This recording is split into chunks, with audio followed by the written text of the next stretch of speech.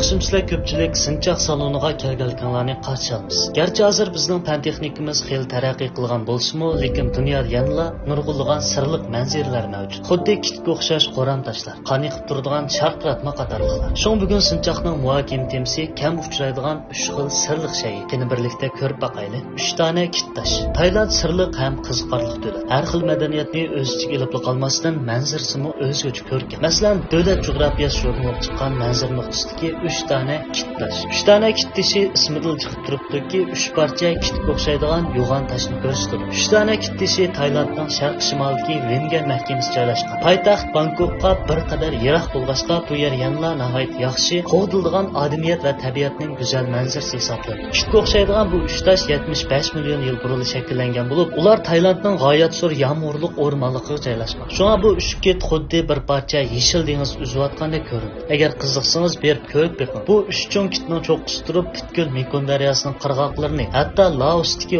o'rmonliqlarni ko'ra olasiz. U yerda siz o'rmonliqning jimjitligidan va tabiatning sizga olib kelgan huzuridan qang'uch bahramon bo'la olasiz. O't sharqlatmasi. Amerika Kaliforniya shtatidagi davlat bog'chasi atrofida odatda ko'zga chiliqmaydigan mavi sharqlatmasi bor. Ammo ma'lum vaqtga kelganda u yer har qaysi davlatlarning fotosurat havaskorlari qo'rshib olgan sharqlatmaga aylandi. Sharqlatmaning atalmish o't sharqlatmasi deb atalishi yanardaq portlaganda etilib chiqqan magmaning etilib chiqishi emas. Tog' cho'qqisidagi birarsining kapsharlab tog' etikiga o't tushqini chechishim emas. U alohida nuqtadagi quyosh nurining sharqlatmaga tushishidan shakllangan optikalik un. O't sharqlatmasi odatda kun o'tirishdan 15 minut burun paydo bo'ldi. Kechki shafaq nuri mavi sharqlatmasiga tushganda ikki tarafdagi tikka soy bilan to'siladi. Bu chaqda siz faqat bu qizil rangli yo'riq suv siziqlarini ko'ra olasiz. Suv tumanlari ko'tarilib, suv o'rkashlab eqib, xuddi qaynayotgan lav ustida turgandek ko'rinadi. Bu manzarani faqat har yili 2 oyning oxiridagi 2 haftada ko'rgili bo'ldi. Chunki o't sharqlatmasining paydo bo'lish sharoiti intayin qiyin bo'lg'achqa, ba'zi o't sharqlatmasini suratga tortgan fotograflar doim bir qancha yil vaqt sarf qilib,